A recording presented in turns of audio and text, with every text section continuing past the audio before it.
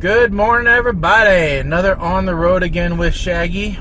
It is foggy out this morning, though. Man, it's foggy. Very hard to see, but we'll make it anyway. Hopefully this will all burn off later. This could be the remnants of the hurricane that went through. So, I don't know. I don't keep up on weather all that much. Unlike some people, I don't watch the Weather Channel nonstop. I just figure when I look out, that's what's happening with weather. Look out the window. Hey, I don't have a weather app loaded. I know a lot of people do. I don't. I don't care. I can't change the weather. That's one of the things. I try not to get worried about things that I can't change. A lot of people get really stressed out about that kind of stuff. Maybe not stressed, but they wonder about it. They occupy their time about it. And I just don't understand that. You can't change the weather unless you're the government. Obviously, we all know that they control the weather. But you can't change it, per se. You can't control it. So why do you worry so much about it? It makes me wonder why they even bother putting it in the news. It's the other thing I don't watch. I don't watch the news. I don't want to hear bad things. And that's all that ever is on there. You never hear the good stuff. You want to hear about the good stuff, you got to go to YouTube. That's just what it... And for those of you that are interested and wonder what the heck I watch on YouTube, since I'm on it, I watch the Phil DeFranco show. I like Phil DeFranco, and I do watch that show on a semi-regular basis. I don't probably watch every single day, but I do try to catch him, three out of the 5 days, and just to see what's going on. I think he does a really good job of giving even coverage. So, one thing I want to talk about is the Equifax, and I know we're going to talk about it a lot on the radio show, so I'm not going to go into real big detail on it, because, well, honestly, I don't know a whole lot about it. I do know that one of the contributing factors has got to be the stupidest thing I have ever heard. Evidently, either the leak was discovered, or the hack was discovered, or the hack was caused by, or something. But I read an article yesterday that said Equifax Hack exploit related to admin user ID password. So in other words, in Argentina, no less.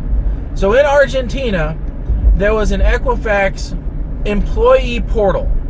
Okay? So this is something meant for their employees, but probably exposed to the web, as most companies do now, because you have remote employees. That to get in as an administrator to this portal, the user ID was admin, and the password was admin. Alright? That is dumb. Alright? As an IT geek, a nerd, alright, I know that is a really stupid user ID and password. And I will say, I have used it on dumb things, all right? If you go around to my clients, all right, the printers, all right, there's no need to really change the default user ID and password on a printer, in my mind, for a small business. Because nobody's going to really ever log into that printer directly, unless you're me and I'm tweaking something with it. So why would I make my life more difficult? All right? Routers I'll change, switches I'll change, PCs, obviously you can't have that. But websites I'll obviously change and make them very complex. But, this evidently opened up, the Equifax portal opened up over 750 employee records, all right? So you could see employee names, employee email addresses, and other related information about employees. Well, not shown on the page, but stored on the page, was also the passwords for those employees. Now, alright, it doesn't take much to look at the source of a page and find out you can see other stuff. It really does. I mean, most people can do it. It doesn't take a whole lot. Wow, it's foggy out. And so, they just jump from one thing to the next thing to the next. I mean, they just hopscotch through the system, taking bits of information, because evidently it is horrible. And this is a system that you didn't have to opt in to use, all right? Most of the United States uses this system, all right? At last count, there were 179 million people exposed through this hack, all right? And that's not counting the people in Canada. That was just U.S. Now, another number I read said, think of it this way. If you take out the people that are under 18 for the population of the U.S., that means 54% of the United States information has been released in one way or another through this breach. 54%! That means if you look to the side, if you're in a crowd and you look next to you, either right or left, if they didn't get it, you did. All right? Flip a coin. So, I mean, there's a lot of, and this data, like I said, you didn't have to opt into this service. If you ever applied for a credit card, applied for a home loan, an auto loan, if you ever went to go rent an apartment, if you ever went to a university, most likely, anything where they pulled your credit report, all right, you are in this system. Because there's like 3 different credit reporting agencies, and Equifax is one of them. All right, and traditionally they will pull all 3. So your banking information, your credit card history, your home history, your social security number, your driver's license number, everything is in this massive database that they have. So when you want to talk about people, big data and being on the grid, all right, that's what this is, the grid, all right? The only breach that could be worse than this is if they hacked the actual Social Security database. That's the only thing that I can think of personally that would be worse. And even that, I'm not sure it would be worse, because it would just be names and Social Security numbers and birthdays. It wouldn't be your entire financial history. With this information, somebody can essentially be you. They have all your history. Because I tell you what, I go into systems, financial institutions, and they go, when you apply online, they go, okay, well, here's a list of 4 addresses. Pick which one you haven't lived at. And I go, where the hell did they get this information? Well, places like Equifax is where they got that information from. They know the last 3 places where you lived. Nobody else really has that level of information except for maybe the federal government. And that's because they keep all of it. So this breach is massive.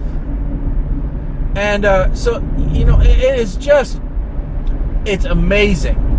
And what's worse is probably nobody's going to go to jail over it. Nobody is going to probably pay for this. The company may go out of business. That may happen. All right? And there's a big question mark on that may, because the legislation isn't written to punish these people, either financially or criminally. So, it's just amazing. And the way that they originally spun the story and the way that they're currently spinning it is, hey, you can sign up for a free year of credit reporting, all right? But we're going to automatically renew that credit reporting, or that credit shield, whatever you want to call it, kind of like LifeLock, after the first year, and you'll be charged for it. And if you add up, if you take the people that were identified with this, according to most statistics, experts are saying this could last decades, where you need to monitor your credit. So Equifax, because of this 1-year trial and then charging everybody, is looking to make almost $1 billion. $1 billion out of their screw up. How the hell does that happen? You screw up and you get money from it? That's just wrong. So something needs to happen from this, and I'm hoping that because of the size of this leak, something actually does. But we've seen things like this before, maybe not to this extent, but we've seen things like this before where nothing really happens. Nobody really pays because they hide behind the corporation. Like I said, the company may go away, but the people that are behind it are still going to be there. Likelihood is they'll probably get separation bonuses. It's already the case. It's already the case where 3 of the top officials sold their stock before the announcement was made to the public. And so the Securities Exchange Commission is finding out about that now and is starting to pursue, going, hey, wait a second, this is fishy. This could have been illegal. So that could be the only reason why anybody actually goes to jail. And even then, it's going to be, minimum security federal prison, if any. Likelihood is they'll get a slap on the wrist. The Martha Stewart style federal prison, because basically she was indicted for insider trading. All right, it's not exactly the same, but it's similar to what these guys would get. The only reason why they would get more is because of the public outcry. But so that's the whole Equifax thing going on.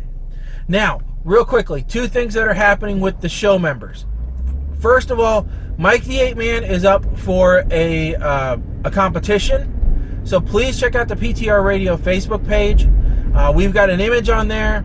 It'll tell you what number you need to vote, because you have to go to this Facebook page, pick the number that he is, and all you have to do is comment with the number. Now, if I was you, I'd make a comment going, hey, looks like Gretzky Jr., or hey, what a sexy piece of beefcake. But make sure you include the number, otherwise the vote doesn't count. All right? Or hey, hunka burnin' love, gotta pick number, whatever. I think that's a good idea. I would go with that. But check out the PTR Radio Facebook page to find out how far along he is and what number you need to pick for the winner. All right? And as he goes through the rounds, hopefully we'll keep moving him up.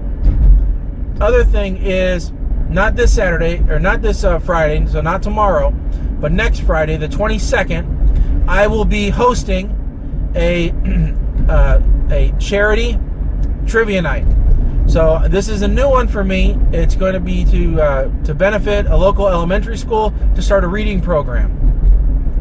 Now, you guys know that I am not a big reader. I'm a movie guy and a TV guy.